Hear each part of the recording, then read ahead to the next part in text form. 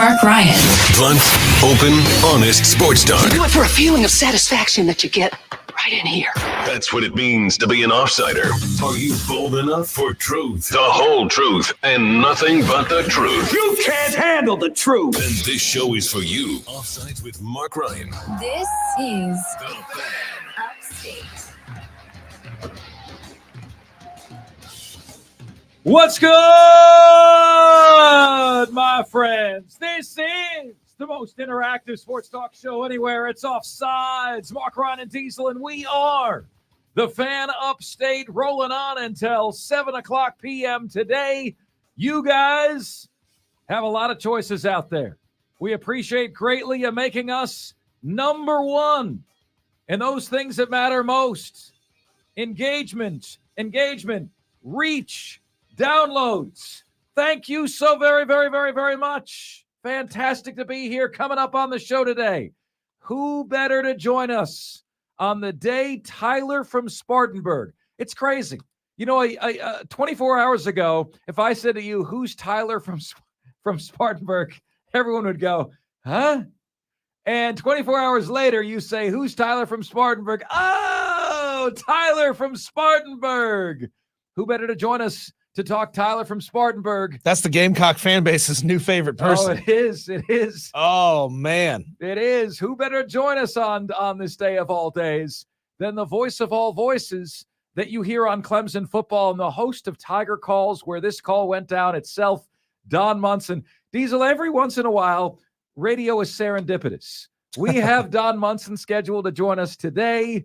This happens last night. Like we couldn't have planned it better. Don Munson to join Offsides the day after Tiger Calls. And that's what we get. That's what we get. Excited about that coming up in the very next segment. We'll ask you over the course of the show today, whose seat is hotter, more warm? Is it Beamer or Dabo's right now in a very, very down year? Jake Crain joins us at 4:20. At 4:40, we have an existential question on Dabo Sweeney for you. We've got the top 5 at 5. We've got our North and South Carolina top 10. And we have you here on the most interactive sports radio show anywhere, as is always the case. Great to have you with us on a Super Tuesday edition of the show. And a couple programming reminders for you. Tomorrow, we will be at Ingalls Markets in Travelers Rest. Hope you come, pull up a chair, and get some rest with us out there with the Travelers. Between 3 and 7 p.m. tomorrow, Ingalls Markets and Travelers Rest. And this coming Saturday, I've got a show with CBS Sports Radio from 5 p.m. until 10 p.m. right in the heart of all of the college football action. My beautiful babies. Wonderful to be here. Okay, let us get right to it. So on Tiger Calls last night, I got to tell you, this has shaken us to the core. This shaken everybody to the core. Like everybody's listening to this and they're like, did that just happen? Did this really just happen? And there were not one, but two, before we get to the audio, there were not one, but two amazing things about this, okay? Number one, I have never in my life heard a fan be able to so calmly and collectively articulate all of these deep digging criticisms and insults than Tyler did. He was totally calm. He was totally unafraid. And whether you Clemson fans want to admit it or not, he spoke for about half of you. I think Tyler listens to the show. Oh, I do too. Like he sounds like he's reading off our talking points off a checklist. Yeah, no, it did. And he's going against an $11 million man. And he is. And like Diesel, like brass balls. I mean, he did. He had brass balls. I mean, listen, nobody's cracking his coconuts. It was incredible the way with which he articulated his points, and just the calmness and collectiveness of that. I don't know if I could do that with a head coach. And I do this for a living, like I had to ask Dabo why the heck they ran a QB draw on 3rd and 11 on a key play against Florida State. And Diesel, I'm glad you didn't have a heart monitor hooked up to me when I asked that question. Like it's one of those where you're feeling it in your throat. Boom, boom, boom, boom, boom, boom. You know what I mean? You're feeling it in your throat in that moment. Like it's like he's having a heart-to-heart with only a true friend, and there's no one else is around. And he's like, I'm going to give you the A to Z of what you're doing wrong. And you're going to sit here and you're going to listen. Okay. It amazed me that he had the cojones, the stones to do that. And then to deliver on all those points. Number two, it was unbelievable to me that the show just let him continue. Oh, they gave him a platform to continue to go through like his litany of complaints. And then number three, it was shocking to me that instead of just saying, isn't that cute, next call? Like Dabo did a beamer. Yeah. Dabo went scorched earth. He dressed this guy down. And Dabo showed you that the criticism is getting to him. In so doing, if it really was, Diesel, just 1.5%, Dabo wouldn't pay attention to it. But Dabo went scorched earth because he knows it's not that. We've got a very divided, it's much more than 1.5%. We've got a very divided Clemson fan base right now, to the point where Tyler from Spartanburg, in my opinion, was speaking for half of Clemson fans. Yeah. And Diesel, these are Clemson fans that publicly don't want to admit that. Privately, they do.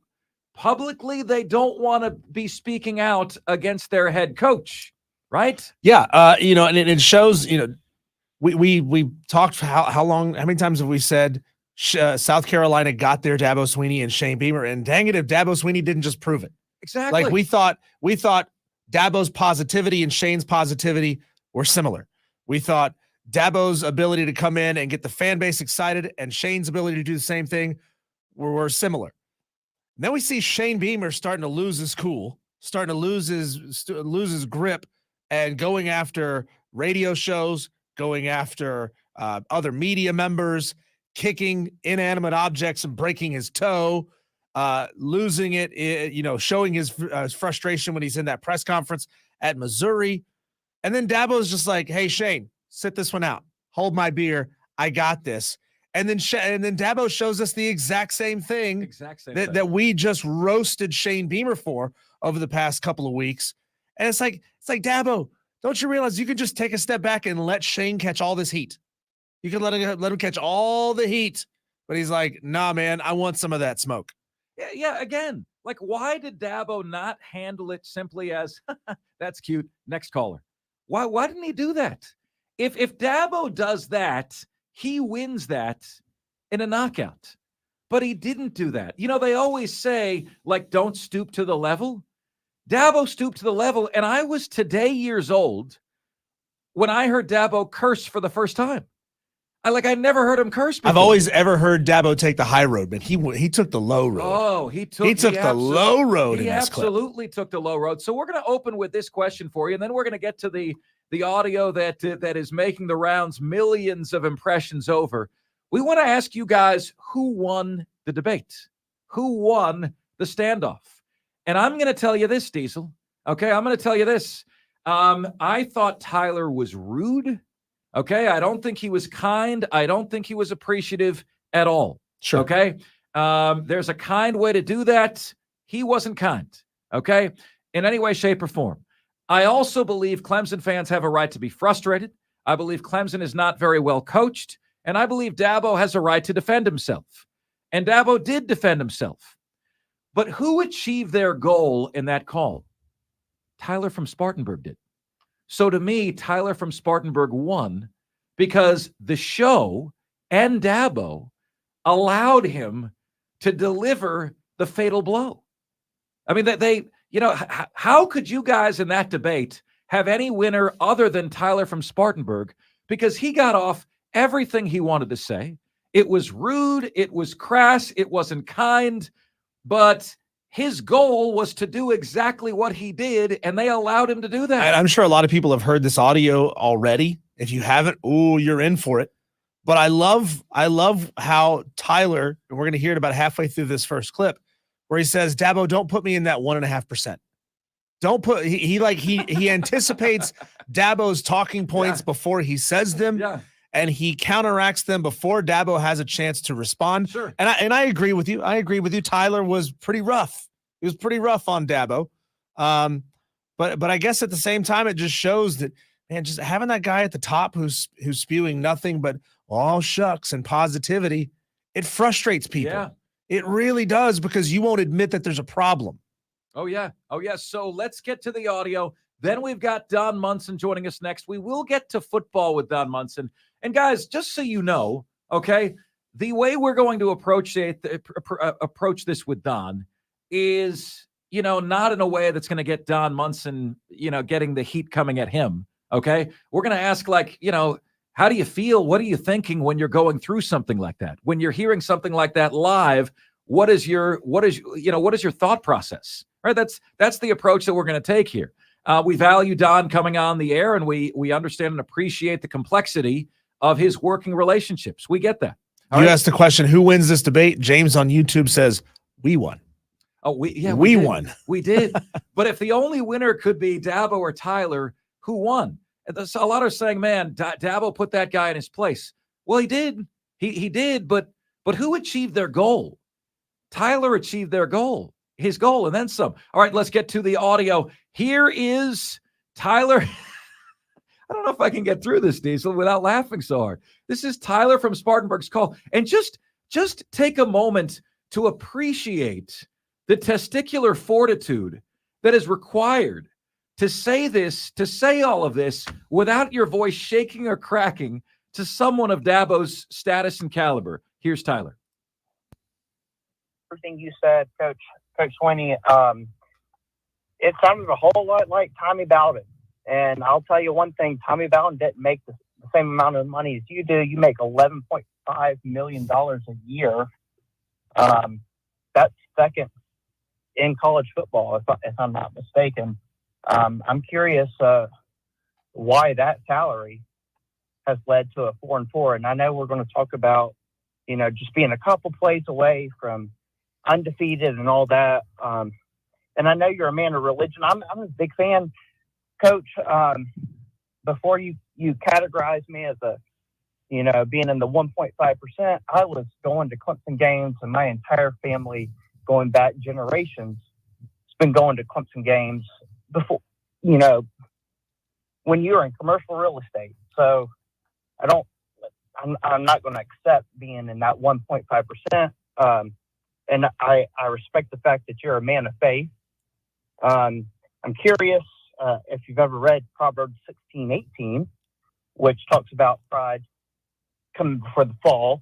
I was in the military, and I was overseas for the big run. And so I couldn't watch all the games. I tried my best, but I always watched your press conferences, just for life advice, and I appreciated all that. Something changed after 2018.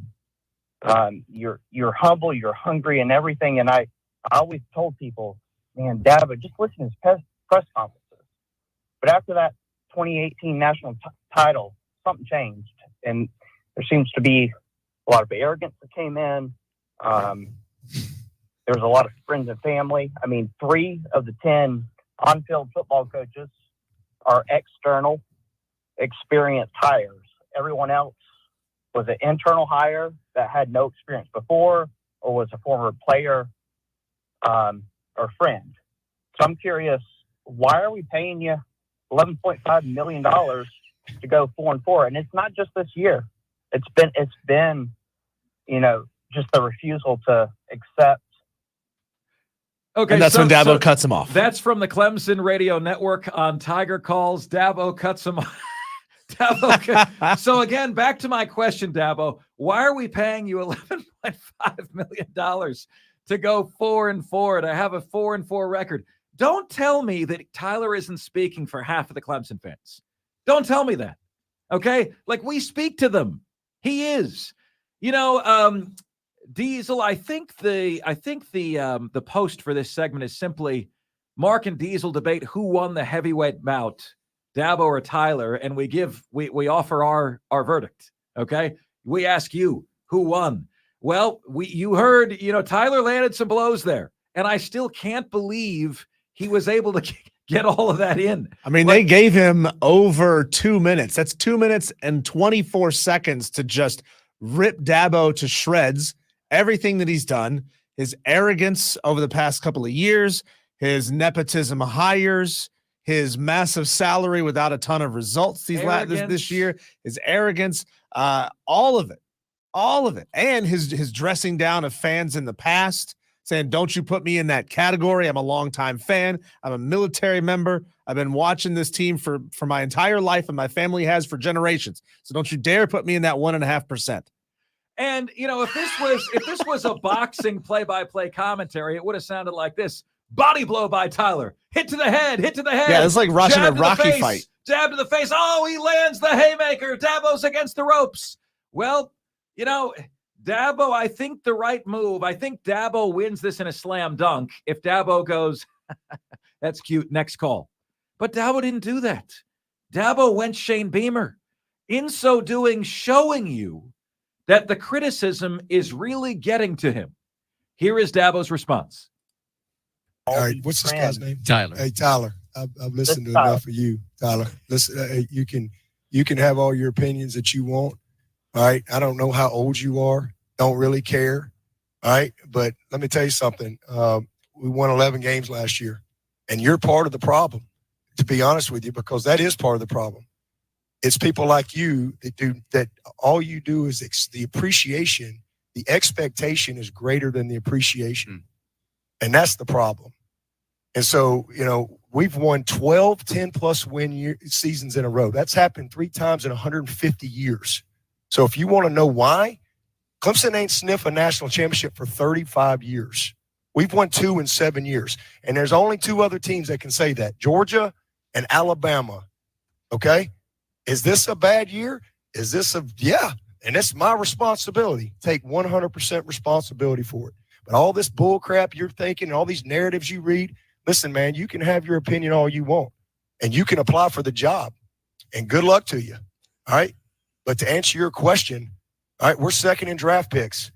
We've graduated 98% of our guys. We're second in wins. All right, we if you want to know why, again, I'm telling you, we're not perfect. There's a lot of teams that Frank Howard never had a bad year. Coach Ford never had a bad year. Coach K has never had a bad year in basketball. People have a bad year, but the part of the problem is the appreciation. I used to tell people all the time, they'd say, what's the difference in Clemson? I'm going to tell you, at some places there's an expectation, but at Clemson there's an appreciation.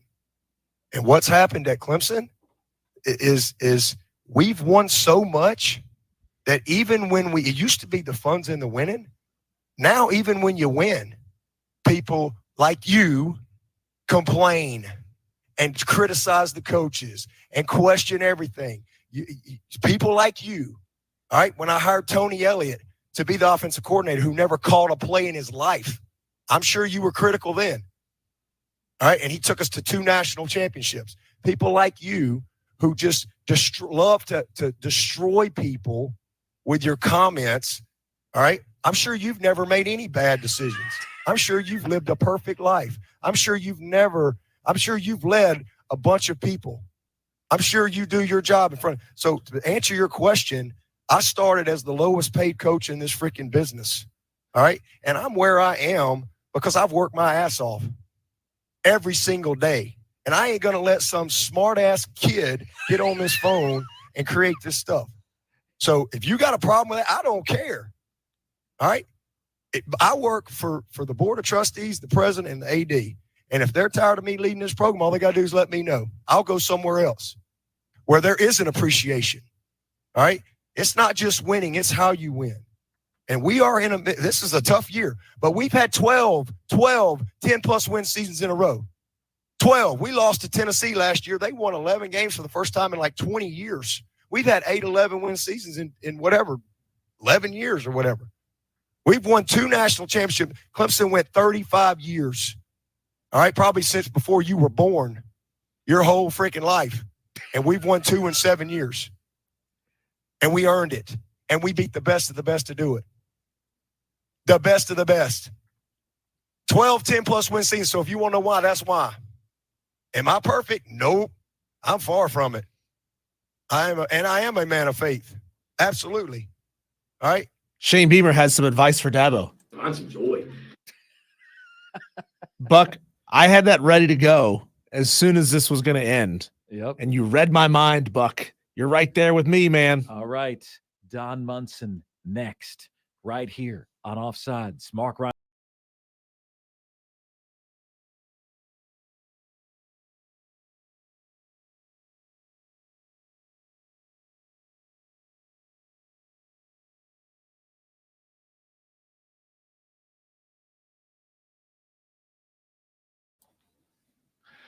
It's Offsides. Mark Ryan and Diesel. We are the Fan Upstate, rolling on until 7 o'clock p.m. today.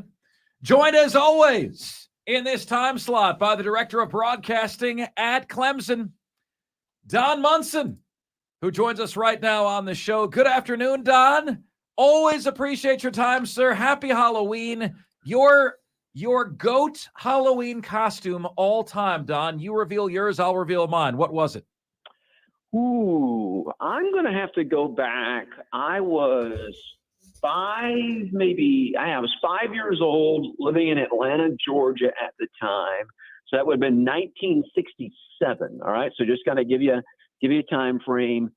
Batman, and I actually had a little pedal car that was black and yellow, so it wasn't like the Batmobile, but as a little 5-year-old kid, you thought it was like the Batmobile. So yeah, there you go. Batman in 1967. That's awesome. That's awesome. My GOAT Halloween costume, Don. 13 years ago, I was Ferris Bueller. I had the sweater vest. I had the shoes. I had the mic. Yeah. And I probably had a Save Ferris shirt that I could have worn, all that kind of stuff. That's fantastic. Well, happy Halloween, Don, to you and yours. Don, obviously today, and I saw part of the press conference earlier today, Dabo asked everybody who they were going to dress up as for Halloween, and Phil Kornblut said Tyler from Spartanburg. And everybody at the press conference laughed. Don, you're also the host of Tiger Calls. Can you bring us through your mindset when you're sitting there and something like that is unfolding? I mean, you're obviously thinking, man, this is going to be all over everything. But what is your mindset when you're living that in the moment?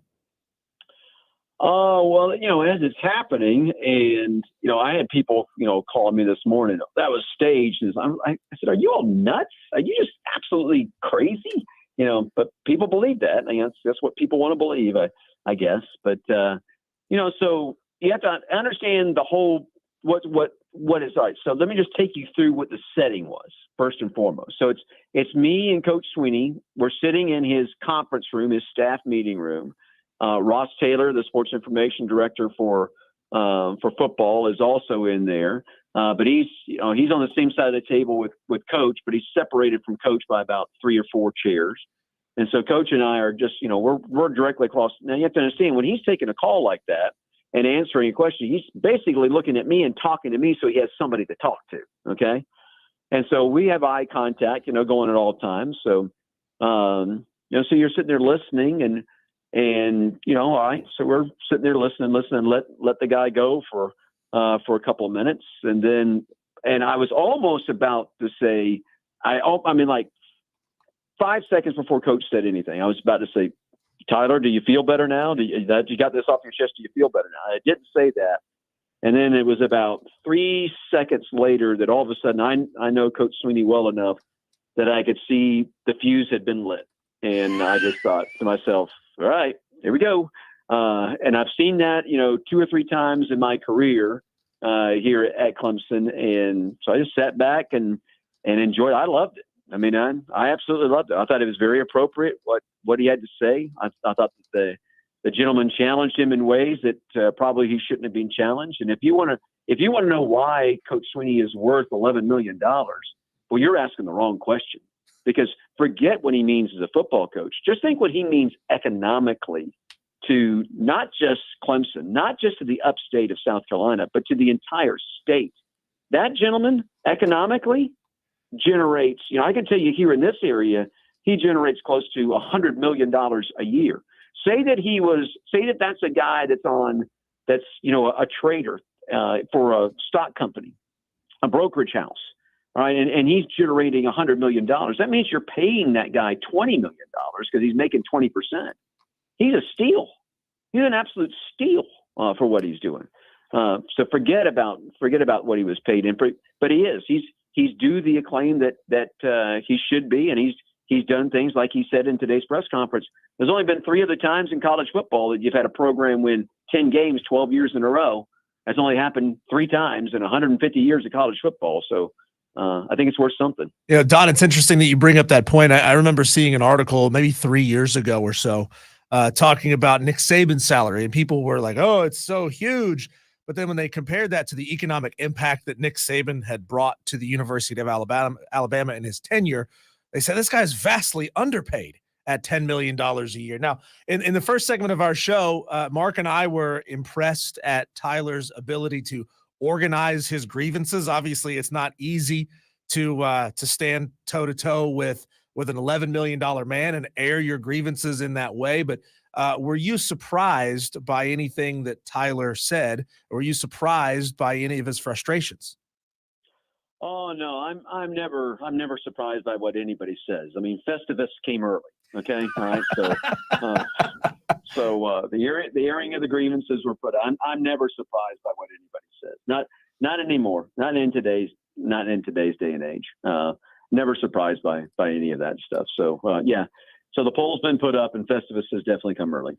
Don, when you consider the very nature of a call-in show, right? I mean, that's what a call-in show is, right? And when things aren't going well, it stands to reason that frustrated fans may be calling in.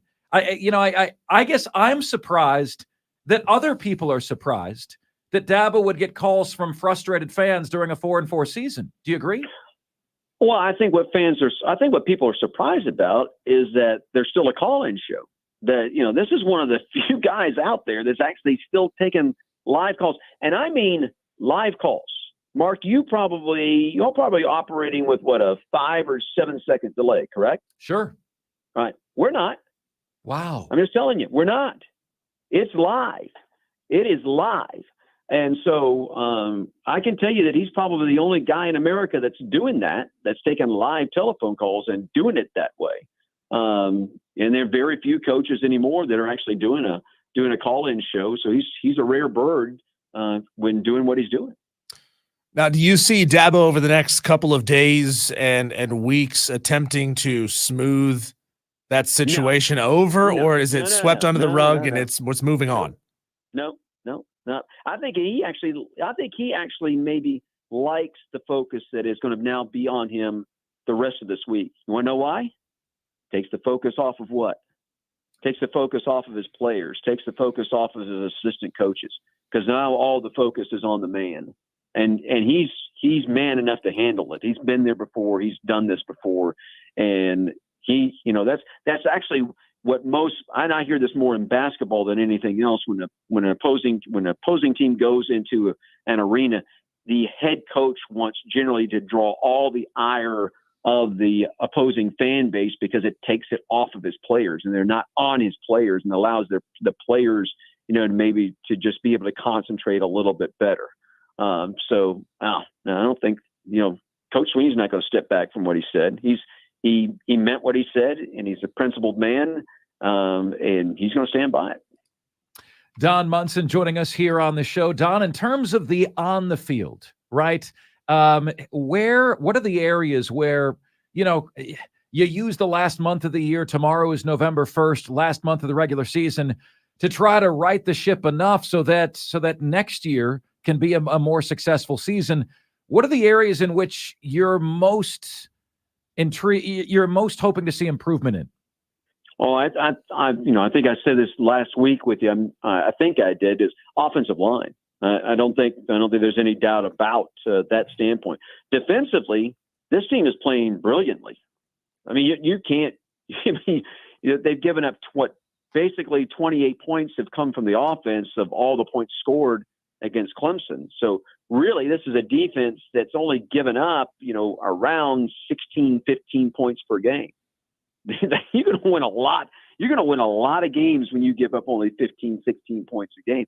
But that hasn't been the way that has been. Even the way that Clemson's been playing offensively right now, you're still going to win more than just 4 games if that's the only points you're giving up, is what actually your defense is giving up, and not scores that are coming off of your offense. So I would have to say the offensive line, controlling the line of scrimmage. I mean, how often do we say that, hey, games are decided in the trenches? They are. They're decided right there in the trenches. When you win a national championship in football, it's usually because of what your defensive front four is doing and what your offensive line is doing. Everybody wants to point to all the skilled players. That's great. But if you're not controlling the trenches, you ain't going to win, and you're not going to win at a high level. Don, I'll ask you the same question that I asked of Chris Phillips of the Spurs Up Show when we had him on the show just a few days ago. Do you foresee any coaching staff changeovers going into next season? Do you believe that everybody is safe in their position? I don't worry about any of that, Mark, and that's not dodging the question. I don't even think about that, because that's one, I know that Coach Sweeney is going to do what he feels like that he needs to do for what is best for the program, and he has proven that he will do that. And so I don't even worry about that. That's something that I'll let everybody else worry about, because I have so much trust in what Coach Sweeney does. And let me take you. Here's the reason for this. And Mark, obviously people know me, and they know that I first showed up here in '94 as part of the radio network and worked radio and media and all that kind of stuff. And I did all of that until 2010, when Coach Sweeney actually called me and asked me to come on as part of the support staff. So by that time, 2010, I'd been here 14 years covering Clemson. Believe me, I thought that I knew a lot of stuff. Matter of fact, I probably thought that I knew almost all of it. Well, I can tell you that once I got entrenched into it, and once I came on board and got inside the office and saw what was going on, I quickly found out I did not know jack. And it was the 4 years that I spent with Coach Sweeney as part of his support staff in there were some of the most valuable years to me as a broadcaster, because it really opened my eyes to what actually happens, to what actually goes on. So that's 2010. So I was there to see the 2010 season. When Coach Sweeney says that he flashes back to 2010, believe me, I was right there beside him for a ton of that to see in the locker rooms, practice, all of that kind of stuff. Was right there to see it all. And now, so I can understand when he says it's a flashback to 2010, because it is a flashback to 2010. But it has given me a great appreciation to what goes into winning. Winning isn't easy, as he always says. If it was, everybody would be doing it. Everybody's not doing it, because it is extraordinarily hard. Don Munson, the director of broadcasting at Clemson, joining us here on Offsides. Mark, Ryan, and Diesel, the fan upstate. Don, I'm going to combine a question from a listener, SM Cox, with one of my own. SM Cox heard Dabo say we're 8-0 if we don't lead the nation in fumbles, basically arguing outside of gaffes and blunders with our running backs, their college football playoff material. I would combine that with my question, which is this, Don. Notre Dame coming to town this Saturday. Am I nuts for thinking that if Clemson just plays defense the way it has all year and doesn't fumble the football for once, that this could be a fourth quarter game in the Valley?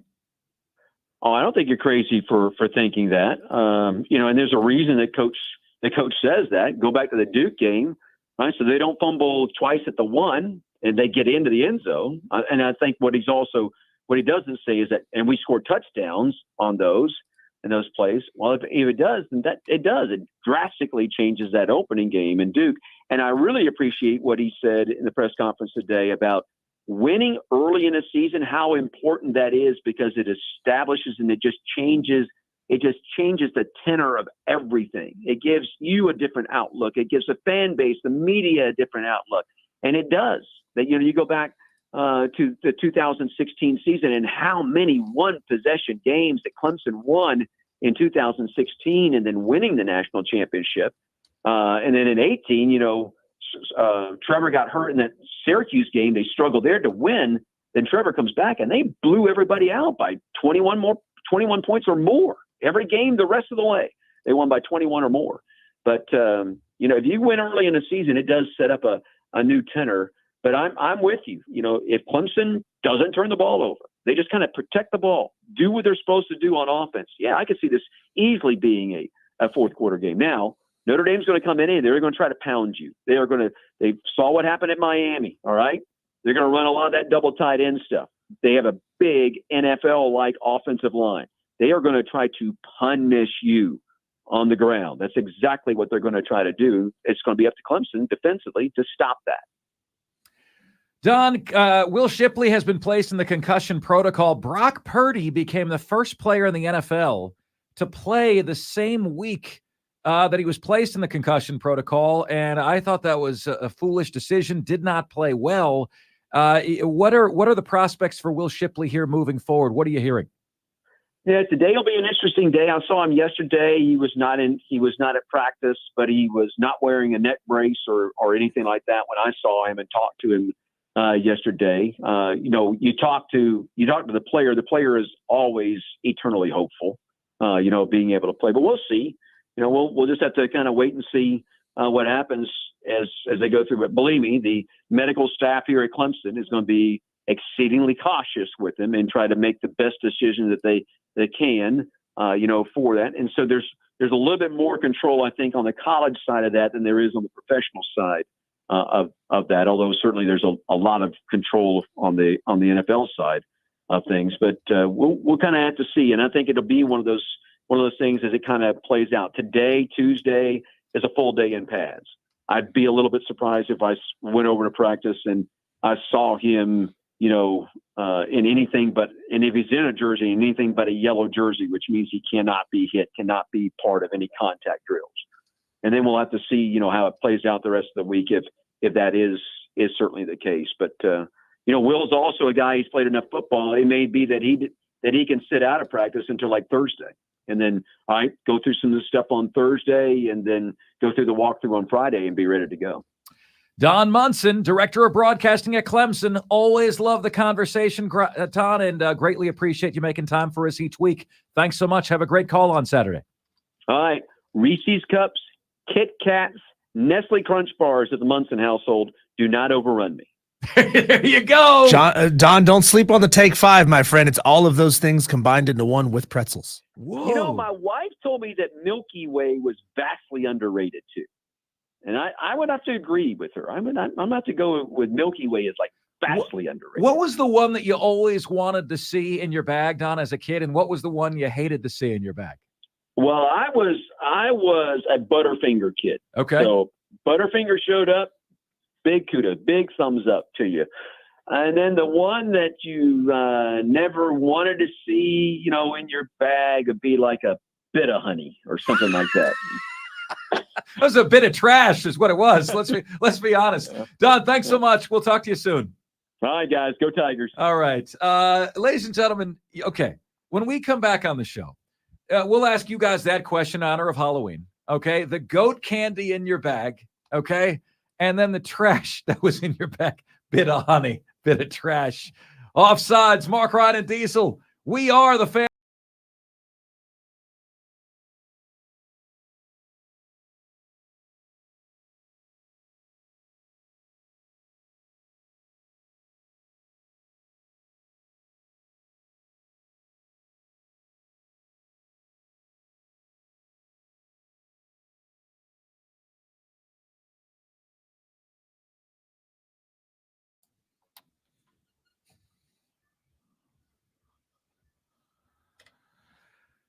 It's Offsides, Mark Ryan and Diesel. We are the fan upstate. Fantastic to have you guys with us. Diesel, I can't stop laughing about Don Munson saying, I looked at Dabo and I could tell his fuse was lit. I mean, I almost asked him, like, did you have to put up a heat shield because of the obvious heat that was coming off of that guy? He was so angry. There's no doubt about that. Let's begin with Jason in Columbia, who is hanging patiently on the line. Hey, Jason, appreciate you ringing us up from a different part of the state, man. Thanks so much. We have a large listenership in Columbia. How are you today? Oh, man, I'm great. I'm chilling, man. Just, waiting to see what Halloween brings for me. I mean, there was a night long ago where I did wind up at the police station due to an unfortunate egging incident on a Halloween night. But did you show somebody your eggs? Is that what happened, Jason? No. We actually, it wasn't eggs. It's water balloons. I apologize. But I may or may not have accidentally chunked a water balloon towards some of my friends as they went to get some candy, not knowing that there was a sweet old lady on the porch giving the candy. And apparently I put one right between her eyes. And so there was a brief chase on foot. And then one of my less brave friends apparently rolled on all of us once the local police got him in the back seat of the cop car. So, but that's okay. I think records have been expunged at this point. What's your opinion on Some Dabo and benefit. Tyler? Well, here's the deal, Mark, and you said it, man. You know it because you guys hear it every day. Tyler, I thought, brought up some very salient points. I had no issue with the points themselves. I thought his delivery was totally off. I thought he was arrogant. I thought he was disrespectful. But obviously, Dabo in some ways made it worse by going a little overboard or a lot overboard, depending on your view. As you said, Mark, he could have handled that with a little pat on the head, while still acknowledging maybe some of the concerns that were brought forth. But I got to tell you, Mark, in some ways, I am grateful that it happened. Yeah. I think it was almost like a ripping off of the Band-Aid for the Clemson fan base. Let's just get everything out in the open. And like Don Munson said, Festivus came early. Obviously, the last 3 years, we've got a lot of problems with you people. And there are things that we have noticed in the fan base that he brought up, whether it's the questionable coaching hires, the lack of a usage of the portal, and other things as well. And I will say this for Dabo. I love the dude. I mean, he's brought us so much happiness. He did clarify, or I guess add to his remarks today, and I thought it was smart, and I'm sure someone probably got in his ear at Clemson. And he did go on to say, look, Clemson football is way bigger than me. It'll be thriving when I'm long gone. But while I'm here, we're going to do the best we can to resuscitate it and keep it rolling. So I thought that was smart on his part, because you never want to be adversarial with the fans. There are, and Mark, you run into this with Carolina fans, the bottom 10%, which for them is like the bottom 75%. But anyway, there are always those type of fans, but on the whole, we're just passionate. And we live in a state where college football is king, and we talk about it all year long. And for us, it is, whatever you want to call it, Halloween night, Christmas morning. And so when you have a season like this, and when you have concerns about the trajectory of the program, you start to get some of this fraying around the edges. But the delivery on both ends could have been better. But I, as a fan, am grateful that it just was put out in the open, and kind of, to coin the cliche, cards were put on the table. Jason, I got to ask you, and we appreciate you listening all the way from Columbia, and hopefully spreading the gospel while you're down there, because we do catch a little bit of heat from down south ourselves. But how did you hear about the show? Oh man, I saw you guys when you got into town first on Twitter, and I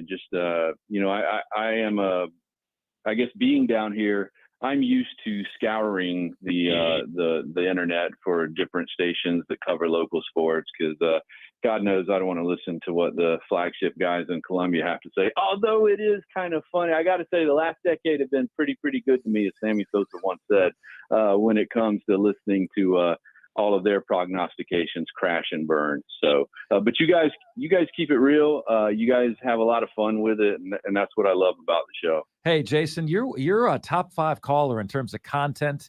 Jim Rome always says, have a take. You always have something to say, and it's great to hear from you. Don't be a stranger, man. Call us anytime, okay?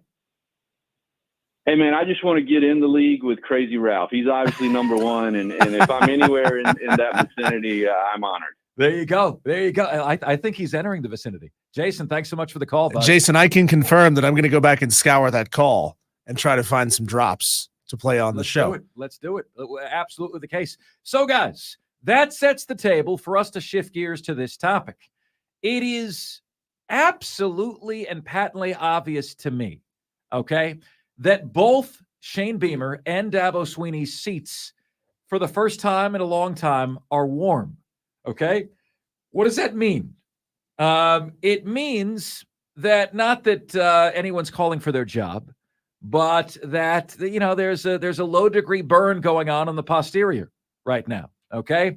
And the question is, whose seat is warmer and why? We'll tackle that with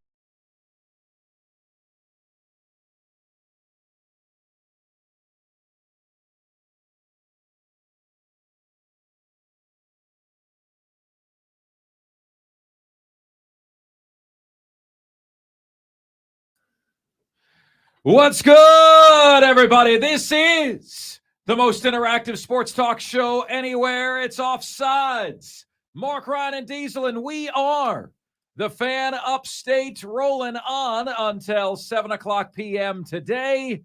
Fantastic to have you guys with us. Could not do it without you. Thank you so very, very much.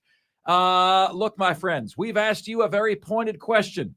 It is very clear to me that for the first time, and shockingly on both accounts, like if you told me that, Mark, in the 2023 season, both Dabo Swinney and Shane Beamer's seats are going to warm, I would have told you that's the worst lottery ticket you ever purchased. That there's no way in Hades, no way in hell that would ever happen. Yet here we are. And that is undoubtedly the case. So we open it up to you guys in this segment by asking you, whose seat is warmer? Is it Dabo Swinney's? Is it Shane Beamer's? 844-FAN phone. That's 844-326-3663 is the phone number.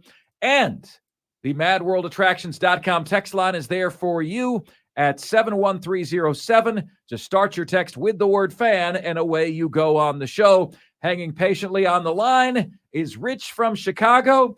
Rich, great to hear from you, my man. Hope you'll tune in on Saturday when I'll be hosting 5 p.m. to 10 p.m. Eastern time on CBS Sports Radio. What's good, man? Jotted that down. That's good. I wanted to do two things. One, to give, and I mentioned this to Diesel, kind of because I know a lot of the national guys. Both Dabo and Beamer are getting ripped unmercifully nationally. Oh, we're really hearing that. Oh, yeah. Yeah, no, that interview that you guys aired, that's on the Chicago, New York stations. Oh, the phone call? Yeah. Yeah. Well, it is. I mean, that's getting a lot of traction. And I think the answer, and, because I thought that Swinney really stepped on it badly. And the answer is, yeah, everybody does have expectations. And I wanted to confirm what I told you last week about the Sun Belt being underrated. When you look at the source that I sent you, I think I emailed it to you. You should have this. But the top 50 are sourced by a site called GameDay.com, which is very good. How about this? In the top 50, there's 4 Sun Belt teams, 2 Conference USA teams, and 1 American Athletic team. So they're highly rated. And I even threw in the top 3 FCS schools because I'll tell you why. Clemson and Carolina are not in the top 50. Now, I can understand Carolina, maybe. But come on. When you have a trend, when he's talking about their dominance, and you've got 7 teams from Sun Belt, Conference USA, and the American Athletic rated higher than you got a big problem. And if Dabo doesn't realize this, because, one thing I learned from Parcells, his famous comment was, the NFL is in the talent acquisition business. That's one of his quotes. And I think it's the same thing with college football. If they're not recruiting to the level they used to, and I think it's because these other smaller conferences are getting outstanding Power 5 transfers, he's not. And I think him being adamant about not doing that is costing them dearly. And to answer your question, I think Beamer is halfway out the door. And I'm not just talking about the fan sentiment, but people that really know the game have very low regard for this guy. Why? Swinney can hang around based on his legacy. No, why? Why do they have very little regard for him? Well, I think they rode his father's coattails. And as you know, he's never been a head coach. And, his brief level of success was a carryover from the previous recruiting classes. If you take a look at who he's recruiting and what he's done, it's really nepotism. That's the real issue. Does he have a job because his father was an icon? Maybe. But you even pointed out they could have had Napier or Beamer, and they went with Beamer. Now, the Florida fans would say, hey, maybe you could have Napier back after last week. But I think Napier is head and shoulders a better candidate, and I think they screwed up. Well, yeah, but Napier didn't choose them, and there's articles online that plainly say that. There's an article online that I read that talked about Power 5 offers Napier received right after the South Carolina situation. But hey, Rich, I appreciate the call, man. Thank you so much. I look forward to hearing from you on Saturday's show as well. Rich in Chicago believes that Beamer does not hold very high national regard. There's not a high national regard for him and his work, right? And his work. To bring you guys back to a conversation we had with Chris Phillips yesterday, we can't determine with South Carolina who is the real USC because South Carolina doesn't play Southern Cal. Okay, we can't, but we can determine who is the real Carolina because North Carolina punked South Carolina. We can most certainly determine which school has the real Columbia because Missouri punked South Carolina.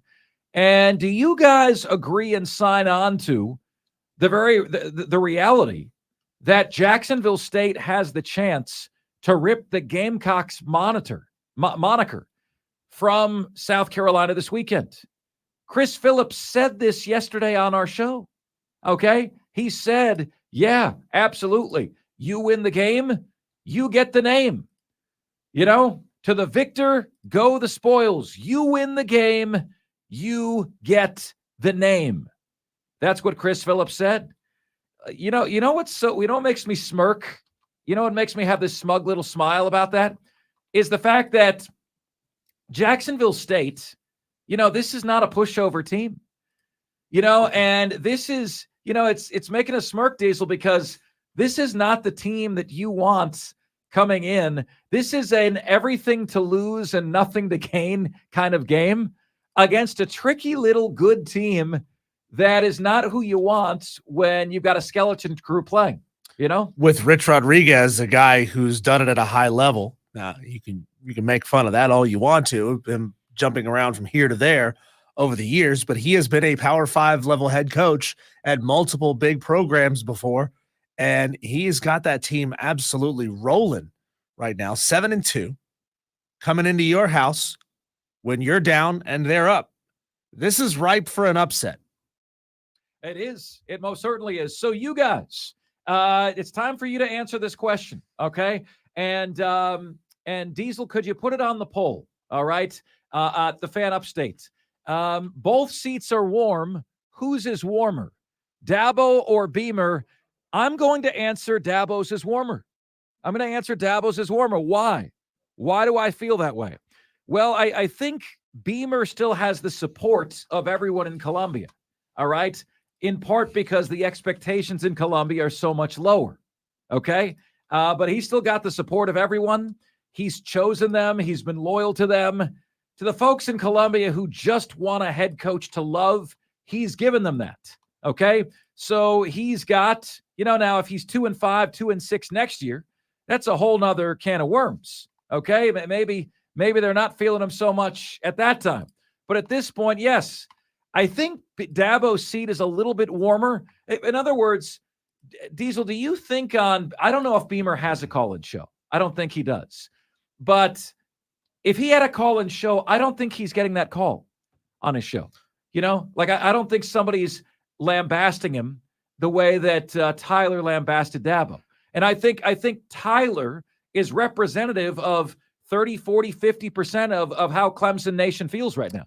Yeah, to the people who are suggesting that it was a fake phone call, the only thing I could think of is maybe Tyler was actually a Gamecock fan and he was calling in to troll Dabo, because we talk about it all the time.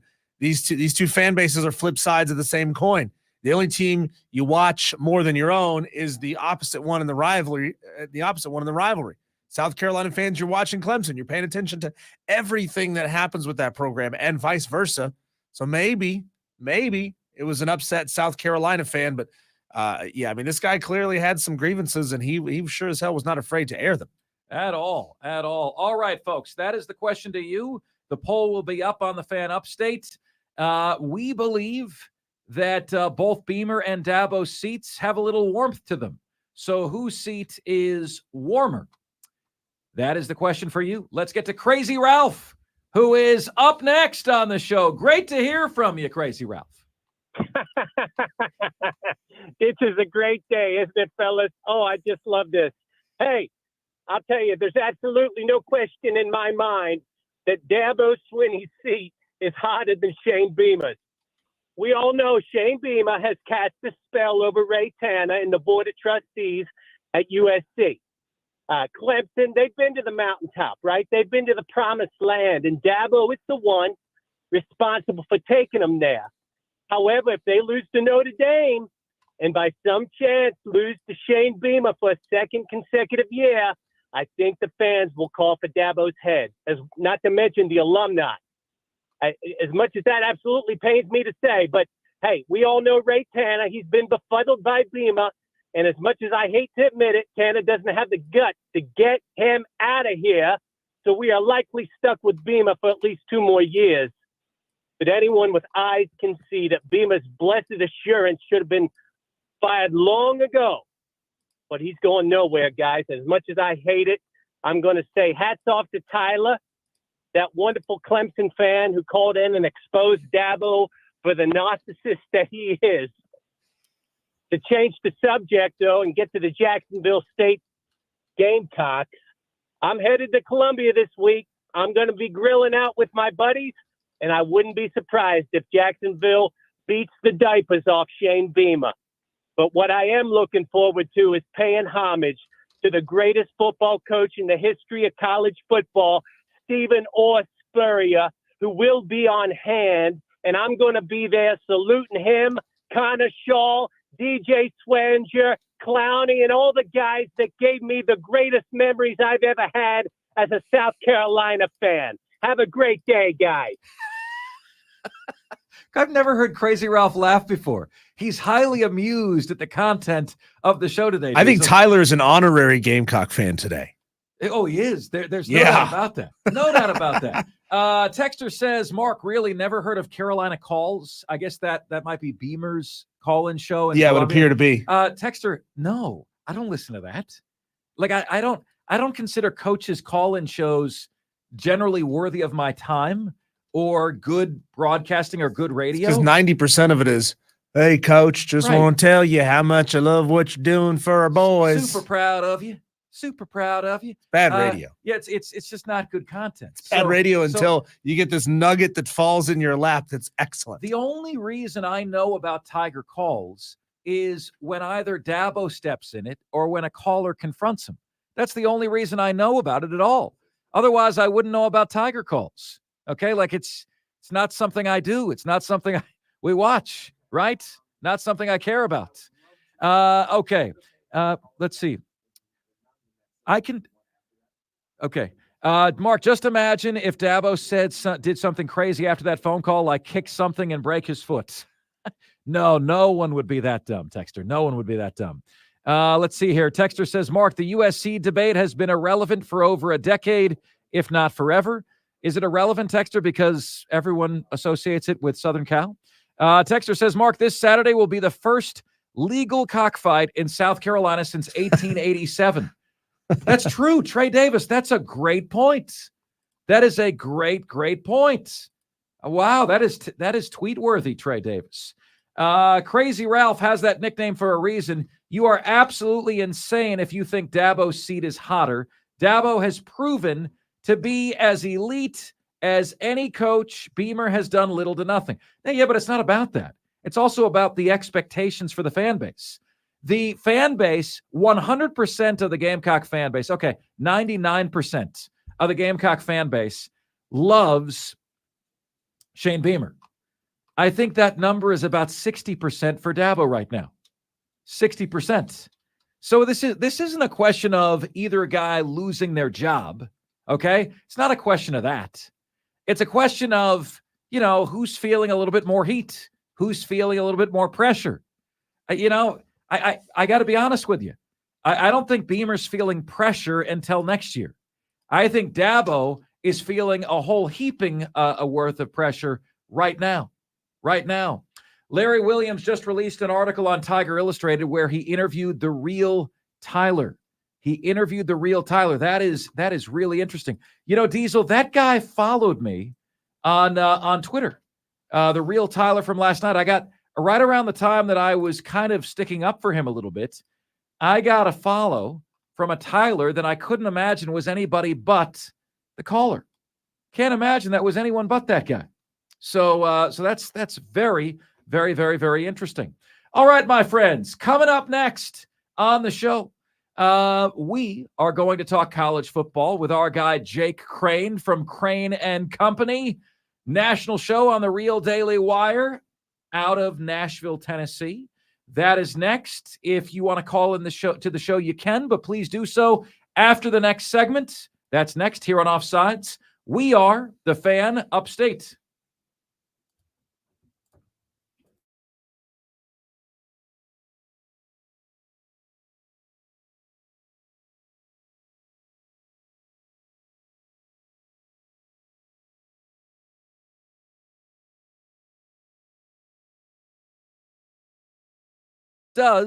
Is the host of Crain and Company on the Real Daily Wire, Jake Crain himself. Good afternoon, pal. What's good, man? How's life?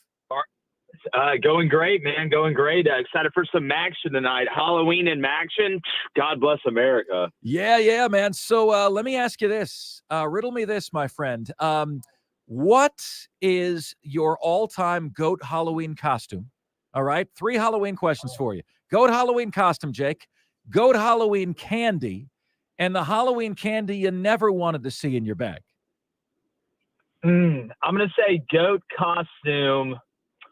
Man, I've got to go the Joker. It's got to be the Joker.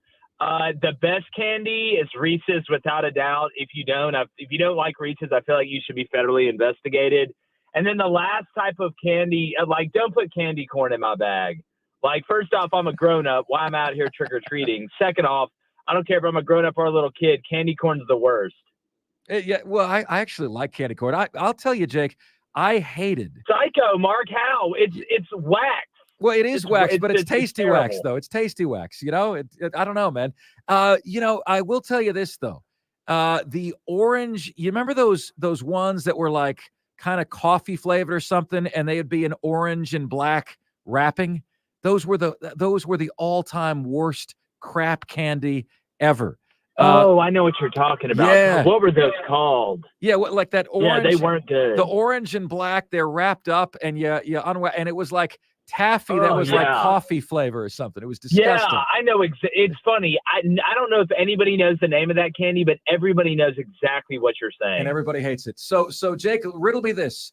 Your reaction when you heard the exchange between Tyler from Spartanburg and Dabo Sweeney and this audio clip making the rounds today. You know, there's many days, Jake, where you might wonder, I wonder what Mark and Diesel are talking about on their show today. Today, you don't have to wonder at all because it's viral and it's making the rounds. What did you think? Well, every week I feel like Dabo says something else that we got to talk about. Like for the first time in a long time, we're not talking about anything on the field with Clemson because it's gotten so bad this year. We're having to talk about Dabo Sweeney, the multimillionaire, versus Tyler from Spartanburg. Wow, what a life. Look, here's what I'll say, and I think David Cohn, one of our co-hosts, he said it best. Was if this was something, or like the multiple things that Dabo has said, if that was something that we were saying while sitting at his house, hanging out, just us, we'd be like, yeah, man, definitely.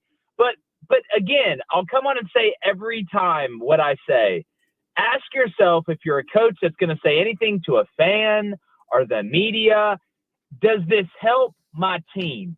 The part that if we're going to diagnose what Dabo said, and listen, some people like what he said, okay? And listen, I'd rather you be yourself, right? At least it makes it more interesting for us. But the part I don't understand is I remember Dabo talking about championship standard, right? This is a championship place. We need to make sure our standard's high when he was building it up. But now all of a sudden, the standard's built and people are upset when it doesn't live up to that standard every year. And now you're pissed off at them. Like, I don't understand how those two things can live in the same world. You kind of made your bed, and it's a great thing. It's a high-class problem. You turned the program into a juggernaut for at least a while, and now that you're not winning a championship every year, you're 4-4. It's not like you're sitting here 6-1 or 6-2. You're 4-4, and people don't like the flavored drink you're putting out. Now all of a sudden you're asking fans, will you come do it? I don't know how you square those two things. Jay Crain joining us here, Offsides, Mark Ryan and Diesel. We are the Fan Upstate. It makes a lot of sense to me, Jake, what you're saying, and I wholeheartedly get it. Over on the Gamecock side of things, man, I've been surprised, Jake, that 100% of the Gamecock fan base is still behind Shane Beamer. This is now year 3. Year 3 is when you should be ascending, and they're having their worst season. Why do you think that is? Why do you think he still has almost unanimous support?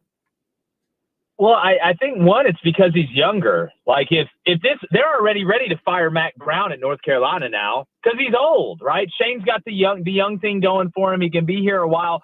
But I do think with the way last year ended and the way he started at South Carolina, he has built up enough equity to take this hit. The problem is you're running out of equity very, very fast. And the more this goes downhill, and I tell you what, Jacksonville State's not going to be a walk through the tulips this weekend with Rich Rod and this group coming into town with really nothing to lose. I mean, they've been overachieving all year.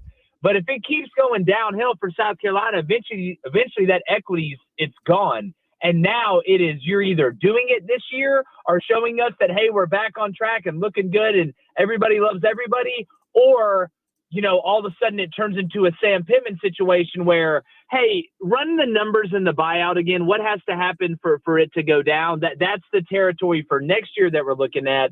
If he eats all the equity up out of this year. College football playoff reveal. Why, Jake? Not, why do I feel like Michigan's going to get off scot-free from this sign stealing thing? I know that it hasn't been as big a deal for you as it is to anybody else, but assuming you have solid evidence, why couldn't the playoff committee keep them out the same way that the Baseball Hall of Fame voters keep out Pete Rose? Well, look, I think betting on the game and what Michigan did is very different. Here's the part I don't understand. So let me ask you this, Mark. Number one, I think we use the term stealing like it's a very nefarious term. So, when I was in it, we could get your signals by watching literally the wide view of the film. It's there. Most of the time, a lot of times people know their signals, or they pick up on your signals mid-game, or they know them going in. I mean, TCU last year knew that Michigan had their signals. They switched them up, and you saw what they were able to do offensively. But, what makes it stealing?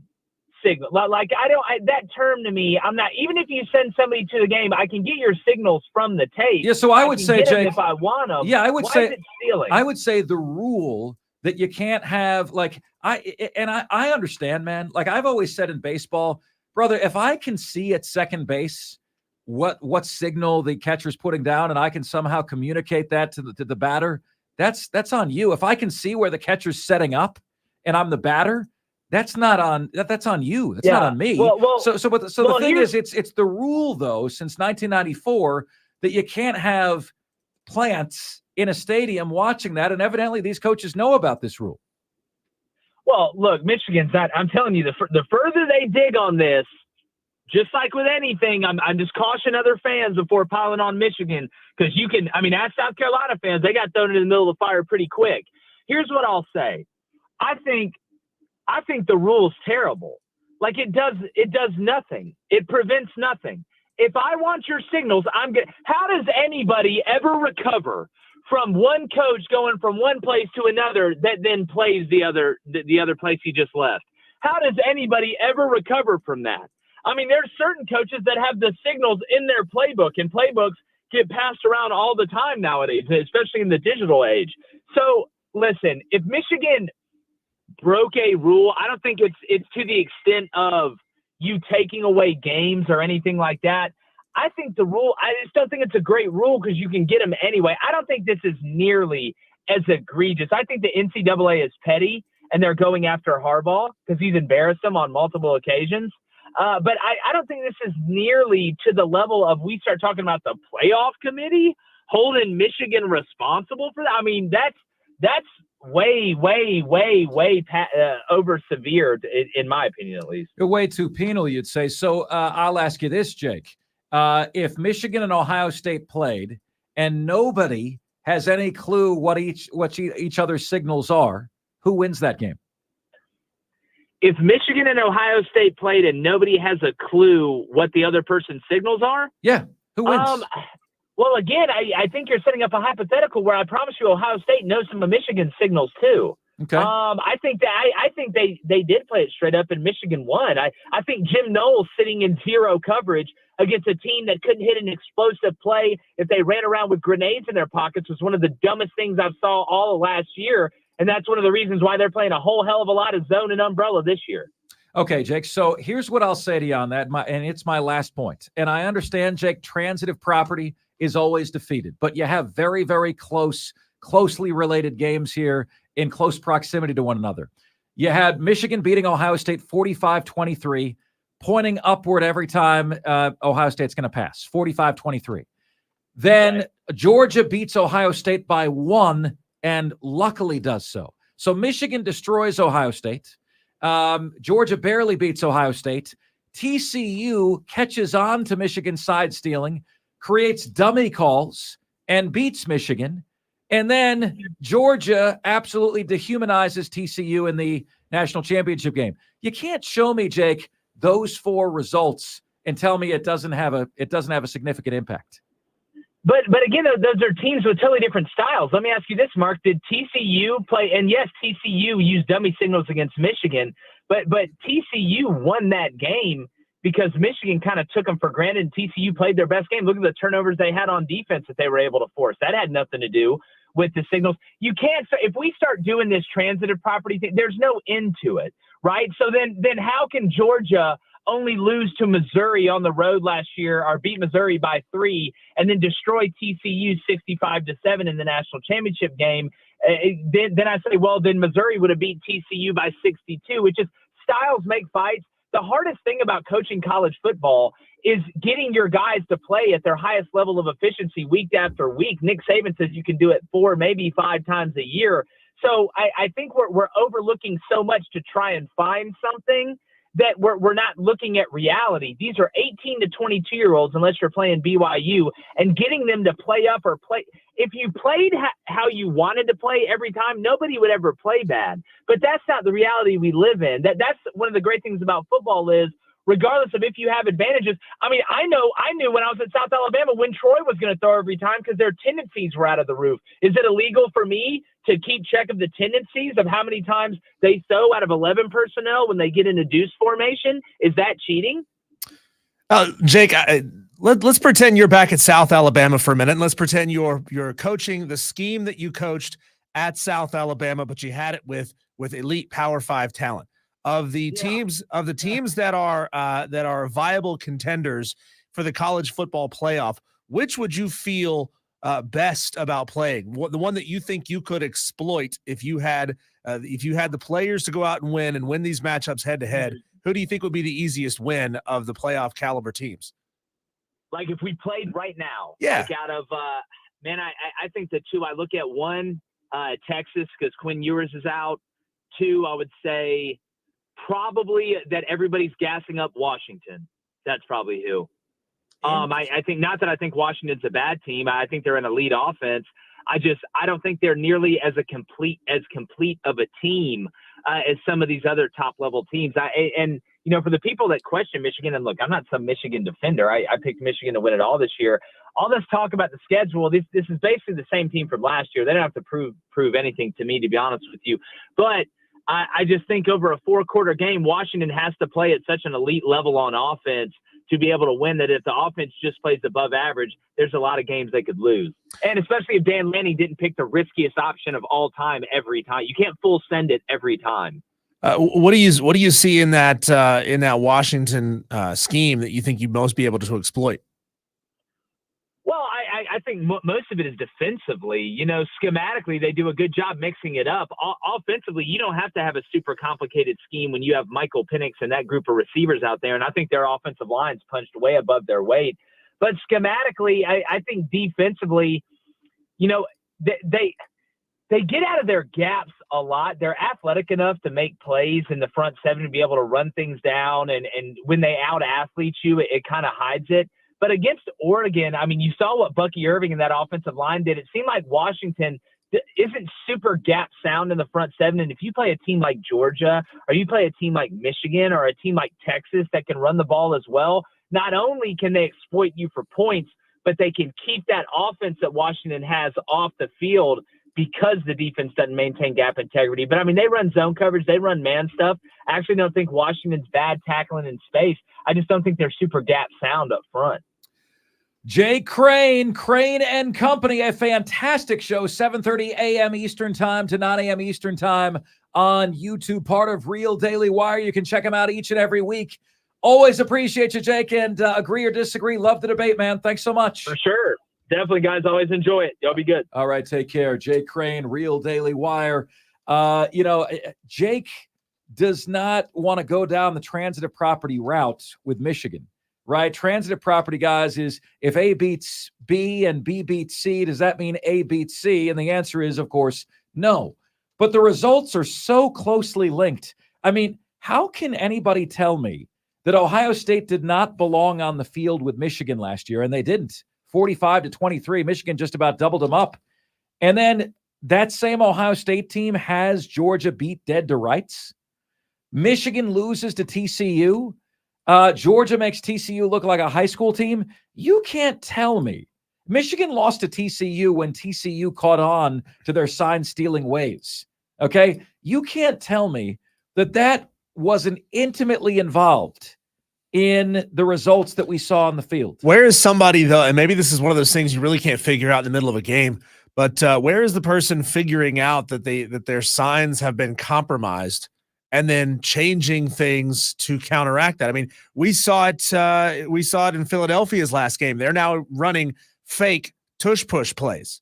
You know, they're running now schemes off of the tush push, which was supposedly an unstoppable play. Well, somebody figured out how to stop it. Now they're running fakes off of that. So if you think that the people have got your scheme figured out, you have to change what you're doing.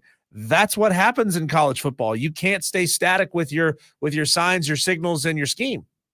There you go. 71307 on the madworldattractions.com text line is where you can get to us. Your texts, welcome on the show, here on the show today. Coming up next, if Dabo is not going to change, do you still choose him for however long this level of football at Clemson is going to last? That's next, right here on the most interactive sports talk show anywhere.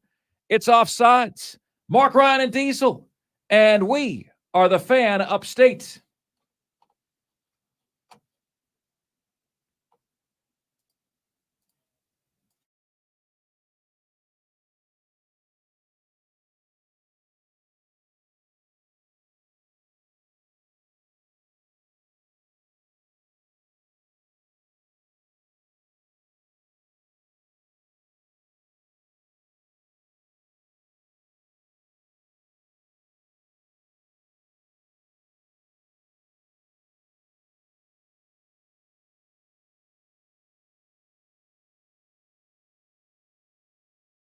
Number one for real afternoon sports talk. Offsides with Mark Ryan. Only on the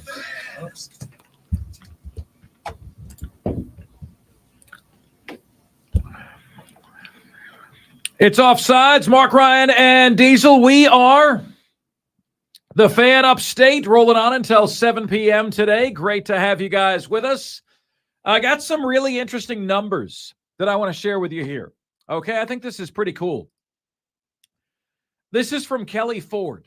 Okay, so Clemson, in terms of games remaining on Clemson's schedule, they have Notre Dame, they have Georgia Tech, they have North Carolina, and they have South Carolina.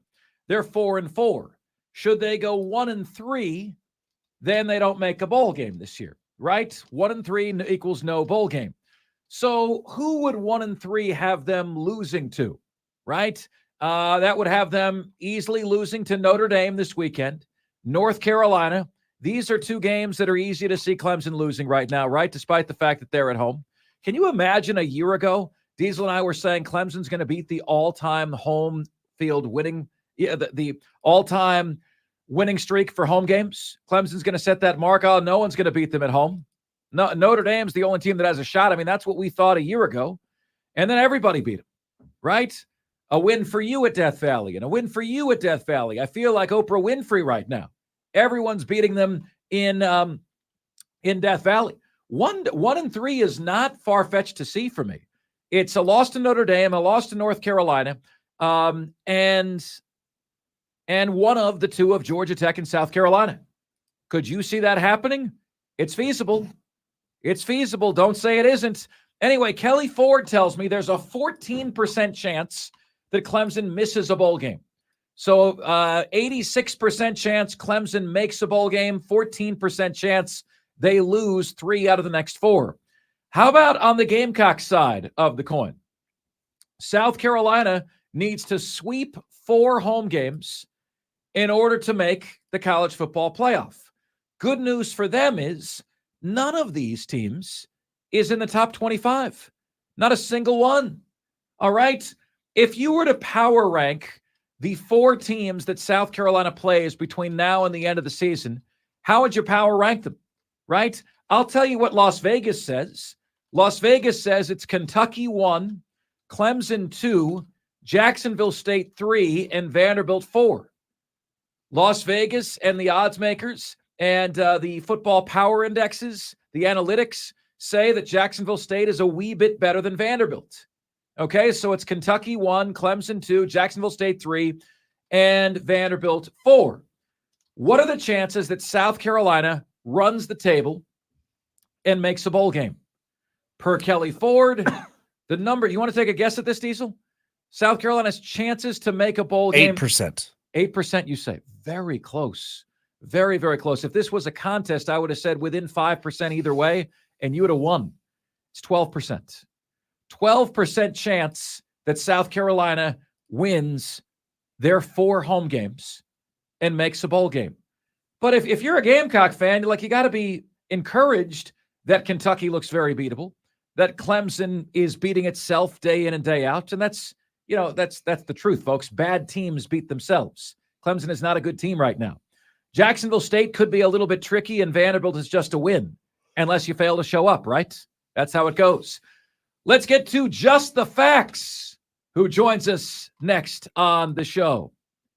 Welcome to the call. Welcome to the show, sir. You're Offsides. Good evening. How y'all doing tonight? Doing very, very well. Well, I'm gonna come on. As you know, I'm only gonna tell it like it is, just the facts. I'm gonna straighten this bull crap out. First of all, let's get this out of the way. Dabo Swinney is on no kind of hot seat. No, he's not. No, listen. He's not on the hot seat, but the seats are warming. The seats they're are not warming. Even warming. They're not warming. Even warming. Yeah, they are. No, you believe that the administration, the ones that really cost, is going to fire or run off. Here's what I believe by that. Just the facts. Wait. Here's what I believe about that. No. Hear me out. Hear me out. Okay. What Dabo did to win in 2015 is not what you need to do to win in 2025. And Dabo is learning this the hard way. Okay. You're speaking about national championship coach like he could still win that way today. And you see that you can't. So the question is Dabo willing to change? And there's a lot of people, Josh Pate, who joins the show, believes Dabo's not going to change and his days winning at the highest level are over. So is he willing to change or is he not willing to change? And if he isn't willing to change, just the facts, then you better get used to a bunch of 4-4 records through 8 games. No, I'm gonna tell you how, and this is how you're gonna get used to a bunch of 4-4 and 5 and 6s and 6 and 7s is when you run off a great coach. And I'm 56 and I've been around a long time and been a Tigers fan since I was a child, and I've seen the West years, the Hatfield years, I've seen when Ford was there and before Ford, and run off a great coach. Run one off, and they don't walk through them doors every day. And this young generation, it runs around crying, "Oh, we're 4-4." You know, this me generation, this you better please me right now so I can wear my T-shirt out tomorrow and feel like I can live through Clemson and through what they did vicariously. Just the facts. with my T-shirt on. When is Georgia 4-4? When does that happen? Well, there was a lot of years there when Georgia wasn't even in the picture. But right now, in today's day and age, well, they've got the same coach that they've had. Clemson has the same coach that they've had. Wake me up when Georgia's 4-4. Wait a minute now. How long has Kirby been there? 6, 7, 8 years. Okay, how long has Dabo been there? Okay, so you're saying just wait a little longer and he'll have 4-4 seasons. We don't know okay. what's down the road. Well, for Kirby. when is Nick Saban's 4-4 going to happen? When does that happen? Well, now we Nick Saban, we had to put him in a category by itself. That's a run. That's I can't even.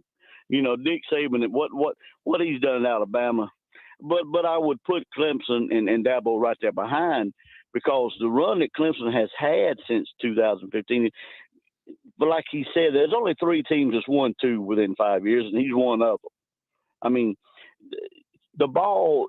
What these idiots don't understand, this young generation, they have a hard time knowing doo-doo from apple butter. They have spread the wrong thing on a loaf of bread in a minute. They never experienced anything, and this crowd sure hasn't experienced any hard times at Clemson. And what you don't understand how hard it is to win at that level, and then to keep it going. And for a man who has gave you 15 years of greatness, and you have one bad year and you ready to trash it. Yeah, but no, wait a minute, just the facts. It's not one bad year. They've underachieved 3 years in a row. Why can't you have the goal? Why can't you have the goal to make the CFP every year? Georgia does. Again, this generation is win it all or nothing. Nowhere will I ever call last year underachieving. We won 12 ball games.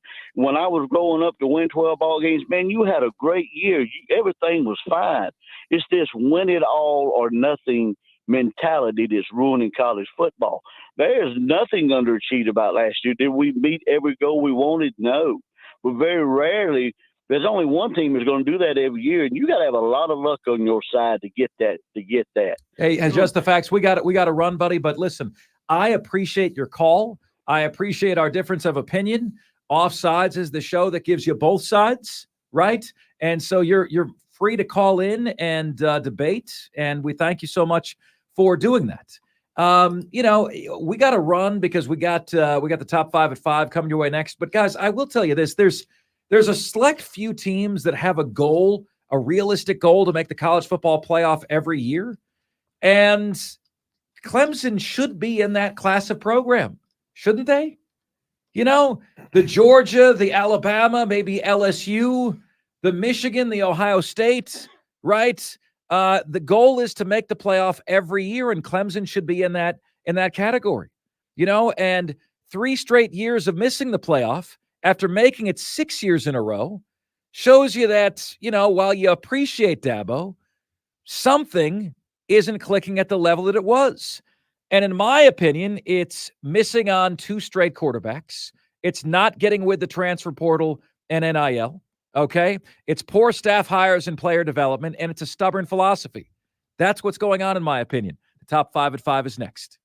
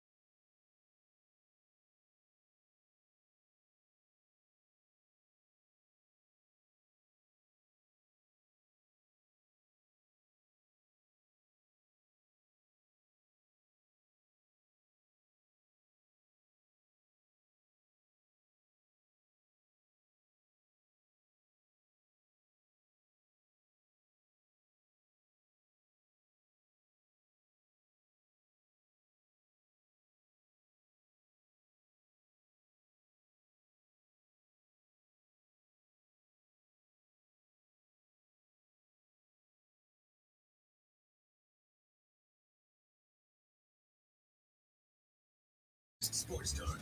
Feel the satisfaction that you get right in here. That's what it means to be an offsider.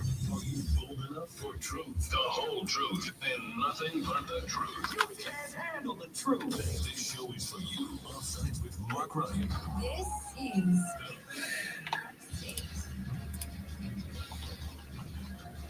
This is What's good, my friends? This is the most interactive sports talk show anywhere. It's Offsides. Mark Ryan and Diesel. And we are the Fan Upstate, rolling on until 7 o'clock p.m. today. Thank you guys so much for making us part of your day each and every day. We value you. We appreciate you. All of you, and however you're listening to our show, whether it be on the Odyssey app, on 97.7 FM in Greenville, on 97.1 FM in Spartanburg, or on YouTube. All right. Increasing numbers on YouTube. Love to see that. Those on YouTube right now, is the picture of me light enough or is it dim?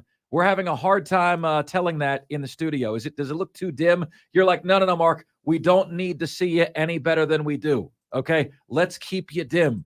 Let's keep you in the dark. 844-FAN phone. That's 844-FANFONE. That's 844-326-3663. And the MadWorldAttractions.com text line is there for you at 71307. Just start your text with the word fan, and away you go on the show. All right, my friends.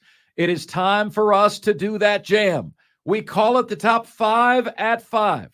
The top 5 biggest sports stories of the day, the top 5 topics we're discussing. Ladies and gentlemen of the Upstate, Offsiders. The top 5 at 5 starts right now. And now, the top 5 at 5. And 5, 4, 3, 2, 1. Hit it. They have a hard time knowing doo-doo from apple butter. They have spread the wrong thing on a loaf of bread. 5. I laughed the same way both times. Just the facts. I appreciate your call, sir. All right, so this is interesting to me. Dan Patrick, you guys know Dan Patrick, right? Shares a story here on his interview with O.J. Simpson when O.J. leaned in and asked Dan if Dan thought that O.J. committed the murder. And I just want to tell you something, man. Like, to me, like, that would be one of the most eerie feelings of my life. Imagine sitting in the room with that guy to begin with, and then number one, having him say that to you, because the answer is yes. What do you mean, do I think you did it? Her blood is in your car. How does that happen? You know, like, how does that happen? So anyway, here is Dan Patrick recounting that story. I interviewed O.J. Simpson. I made a terrible mistake. And we just talked football and USC and all those things. And we were changing tapes. So I did 30 minutes and then we stopped. We're just sitting next to each other, like 4 feet apart. And he goes, "You think I did it?" And I go, "Did what?" I wanted him to say it. So I said, "Did what?" And he said, "Killed those 2 people." And I said, "Yes." That's the end of the clip. Oh, Diesel, where's the rest of it? What happens next? Oh, I'm tuned into the next episode. You got me. Oh, he actually said yes. Wow. It sounds like Dan Patrick is as ballsy as Tyler from Spartanburg is, right? That's incredible. Would you have the guts to say that, Diesel? Know yourself. If OJ said, I wouldn't have thought to say did what? I wouldn't have thought. I'd have been like, "No, killer, you didn't do it." You would have said that? I don't know. I mean, we don't know when this interview happened. Yeah. We don't know if he's recalling an old story, or if he's recalling a recent story. Yeah. But it sounds like, OJ he's trying to read the room. He's trying to get opinions from powerful people and see who thinks he's innocent and who thinks he's guilty. Do you think I did it? Yeah. We know you did it, OJ. Man, that's not about a matter of think anymore. Go ahead. Sorry. Next up. 4. At number 4, It is Dabo Sweeney versus Tyler from Spartanburg. It is the number one story in the upstate today. We have both audio clips for you, okay? And we set the table for you today. We want to know who you feel won this heavyweight boxing match. Who do you feel won? All right. Now, whether you want to admit it or not, in my opinion, Tyler from Spartanburg spoke for many Clemson fans. He recited a lot of the talking points, a lot of the criticisms that we hear that we've shared on this show. Okay. My big takeaway is, why is Dabo stooping to Beamer's level? Beamer comes after radio hosts, i.e. me. Beamer pops off at college football writers. All Dabo had to do here was chuckle and say, "That's cute. Next call." That's all he had to do. Instead, as Don Munson joined us earlier in the show, and if you want to hear the Don Munson interview replay, it'll be coming your way in an hour and 12 minutes at 6:20. Don Munson said he saw Dabo's fuse get lit, and he knows what happens after that. Fire and brimstone rains down. So we're going to share the audio with you right now, my friends. The first is Tyler's question, if you want to say. Tyler's litany of criticism for Dabo Sweeney. And then following that will be Dabo's response. Let's lead, though, with Tyler's question. Everything you said, Coach Sweeney, it sounded a whole lot like Tommy Bowden. And I'll tell you one thing, Tommy Bowden didn't make the same amount of money as you do. You make $11.5 million a year. That's second in college football, if I'm not mistaken. I'm curious why that salary has led to a 4-4. And I know we're going to talk about, just being a couple plays away from undefeated and all that. And I know you're a man of religion. I'm a big fan, Coach. Before you categorize me as being in the 1.5%, I was going to Clemson games, and my entire family, going back generations, has been going to Clemson games before, when you were in commercial real estate. So I'm not going to accept being in that 1.5%. And I respect the fact that you're a man of faith. I'm curious if you've ever read Proverbs 16:18, which talks about pride coming before the fall. I was in the military, and I was overseas for the big run. And so I couldn't watch all the games. I tried my best, but I always watched the press conferences just for life advice, and I appreciated all that. Something changed after 2018.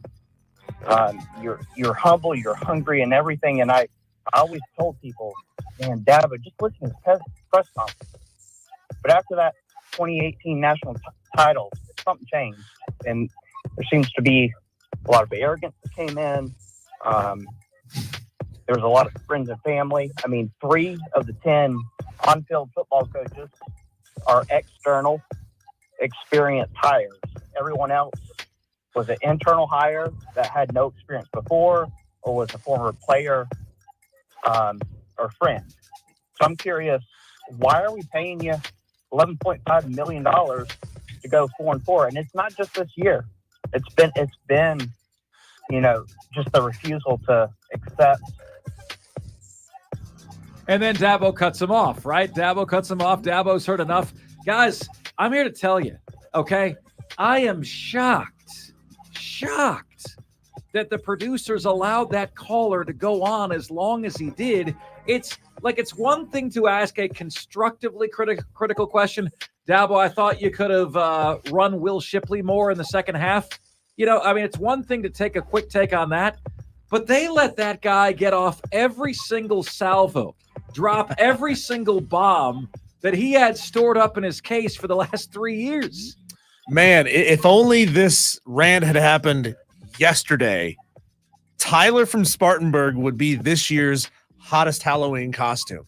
It was. It's very easy, I guess. Put on a Clemson t-shirt, put on a name tag that says Tyler from Spartanburg. I guarantee you're going to see somebody out with that tonight. Well, Phil Kornblut at the Dabo presser today.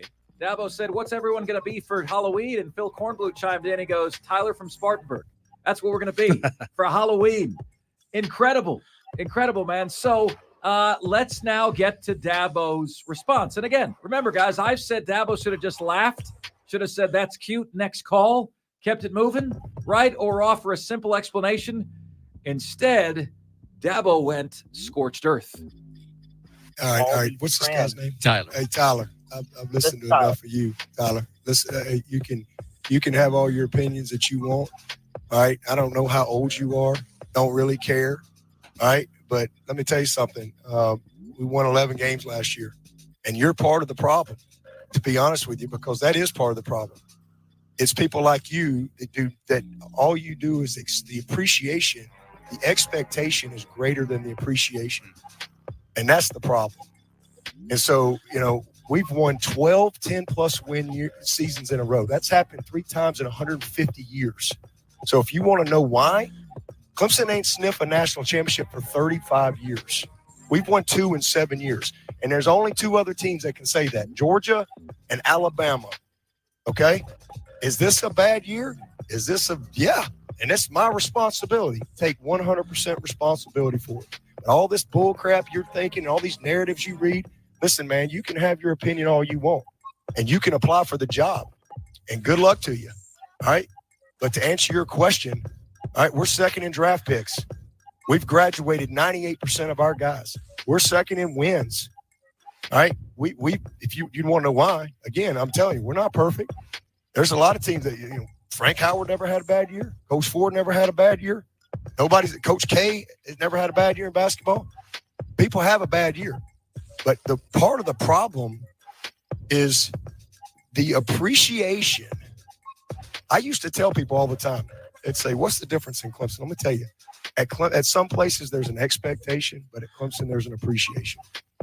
And what's happened at Clemson is we've won so much that even when it used to be the fun's in the winning, now even when you win, people like you complain and criticize the coaches and question everything.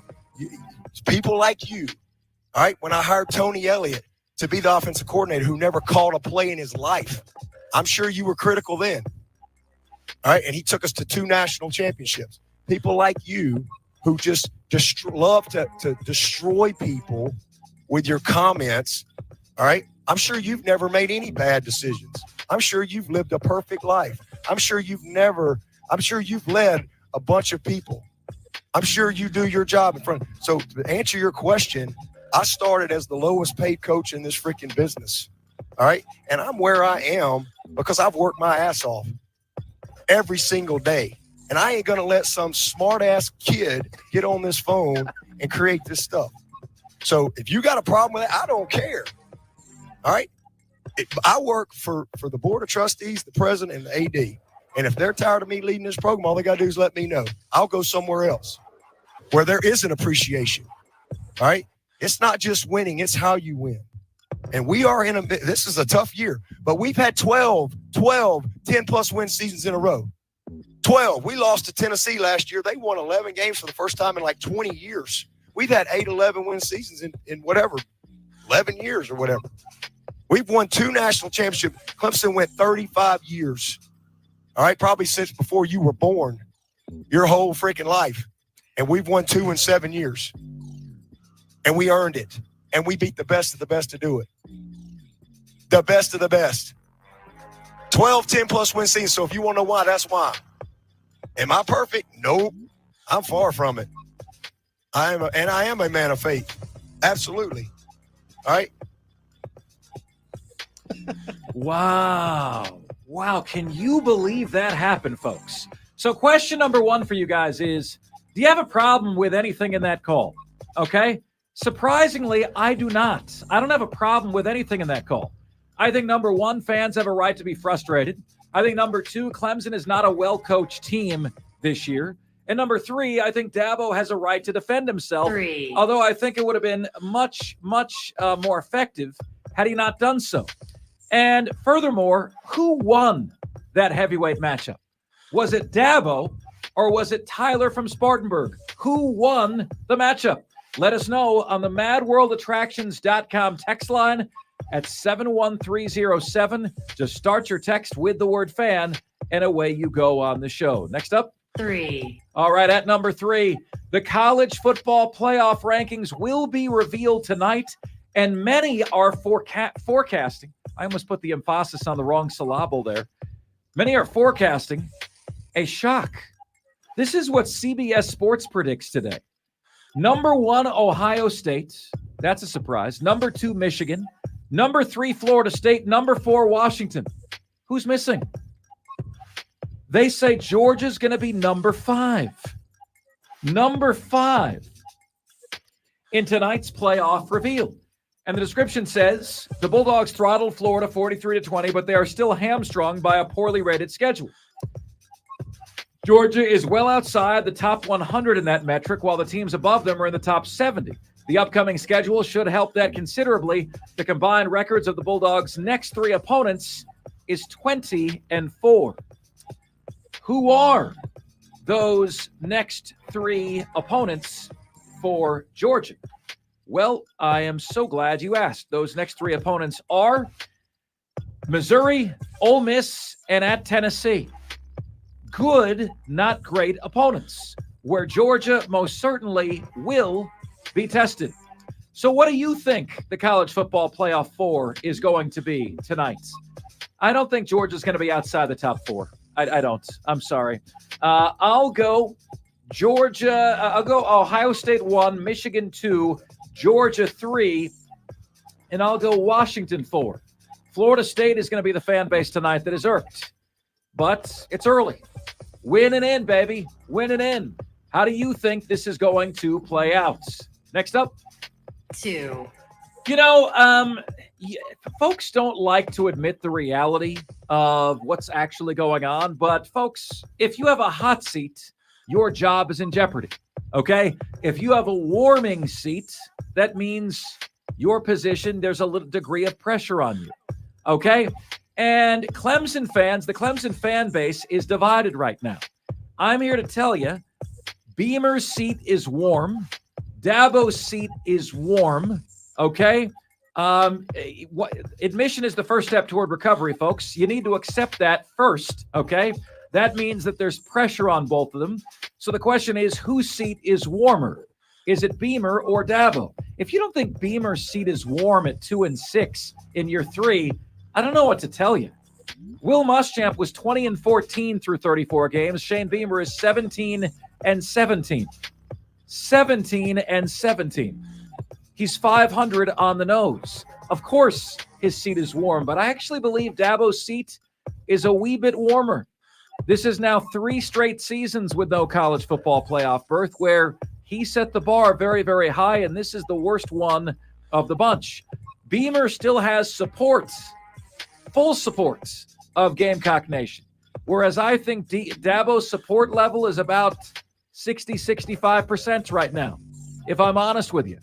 Those dissenting against Dabo do not want to speak out publicly, right? They don't feel like being disowned by Dabo or the fan base, but they're there. I think Dabo's seat is a little bit warmer than Shane Beamer right now. Agree or disagree on that? And finally, 1. At number 1 today, my friends, the World Series. Now, the Rangers lead it 2-1, but this is what is absolutely mind-boggling to me. Can you believe this, folks? Texas, the Rangers, are 9-0 on the road in the playoffs. 9-0. They're essentially making everyone at all of their home stadiums waste hundreds, if not thousands of dollars going to see their home team play because the Rangers have won every single game on the road thus far. This is madness. They lead the Arizona Diamondbacks 2-1. They've got a fearsome lineup 1 through 9. There's no gimme outs in that lineup for the Rangers. But I will say this to you guys. I think it is the height of arrogance as an American sports fan to call our championship the World Series. It implies that the champion is the best team in the world, right? Well, we already know that isn't the case. We get spanked around our own country when we play in the World Baseball Classic. And we send our best players and some of our best hitters. And, at worst, the team we send to the World Baseball Classic is an 8.5 out of 10. If 10 is our very best players, we're sending an 8.5. We lose. And frankly, it hasn't really been that close. Okay? Japan is the best baseball playing country in the world, And so if you're going to call it the World Series, how sweet would it be to have our champion take on the champion of Cuba, the champion of Japan, the champion of other baseball playing countries, right? Let's have a true World Series. You are the national champion if you win what is called the World Series. Cut out the World Series crap, man. We already know we're not the best in the world at our own sports. And those are today's top 5 at 5. Now it's your chance to chime in, which you can do at 844-FAN-PHONE. That's 844-FANFONE. That's 844-326-3663. The MadWorldAttractions.com text line is there for you at 71307. Just start your text with the word fan and away you go. You can get to us on Facebook, on Twitter, and on YouTube. We're at The Fan Upstate on every one. Please like us on Facebook, follow us on Twitter, and subscribe to us on YouTube. And finally, email. You guys can all email the show. Mark Ryan, that is M-A-R-C Ryan, at thefanupstate.com. All the different ways you can get in touch with us here on the most interactive sports radio show anywhere that you can find. Right here is where you're going to be. So we've got a lot going on today. Who won the Dabo versus Tyler heavyweight fight? Did you have a problem with something either side said? I believe that Tyler spoke for many Clemson fans with what he said. Do you agree with that assessment? It is Halloween. We're asking you guys today for the greatest Halloween costume you ever had. How old was the last time you trick-or-treated as well? Diesel, I was 17 the last time I trick-or-treated. I trick-or-treated late. And I still would bust out with a sheet over me with a couple holes if I could kneel down without my knees killing me. Okay? I'd still do that. What's the oldest you trick-or-treated? What is your GOAT Halloween costume? And what was the candy that you always begged you'd see in your bag, and the candy that you hated seeing in there? Oh, the candy that I always hated seeing were Mary Jane's. I hated seeing. What is that? I only know Mary Jane is something that's illegal in some states. What the heck is Mary Jane? You guys know what that is? Mary Jane was like it's a peanut butter molasses candy. Ugh. So it was think like a Tootsie Roll, but harder to get out of your teeth. I also hated the Atkinson peanut butter bar. If anybody knows what I'm talking about, you may not remember it by the name Atkinson peanut butter bar. And because I had to look it up to see what it was actually called myself. It was a small candy, a little bit bigger than a postage stamp. And it was a peanut butter wafer that had like powdered sugar on the outside. And so the way you would remember it was it was a little white rectangle with dark stripes across the packaging. Yeah, it was gross. So nasty. I know exactly what you're talking about, Diesel. All right, Offsides back right after this. We are the Fan Upstate. Great time hanging out with you on the stream yet again today. Fantastic job, Madcraft. Michael Dean, I see you jumping in here. I don't know if you've been in here for a little while, but he says those darn orange peanut things. Those aren't good. Circus peanuts. The circus peanuts. Yeah, that's what he's talking about. Good. Yeah, those are just every single one of them tastes stale. I don't know why that is. Are you a candy corn guy, Diesel? No, I don't hate candy corn. Yeah, I like it. I like the flavor. It's the consistency it's kind of waxy. Yeah. That I think the consistency could be better, but the flavor not bad. I mean, let's be real. It's just cheap sugar. Thanks to Halo Master, JD Wyatt, all you guys who've been in this thing all day, man. You're absolutely fantastic. Keep blowing this thing up. Keep sharing clips around to other people, and we'll just keep this thing growing. Have a great night, guys. Take care. Happy Halloween.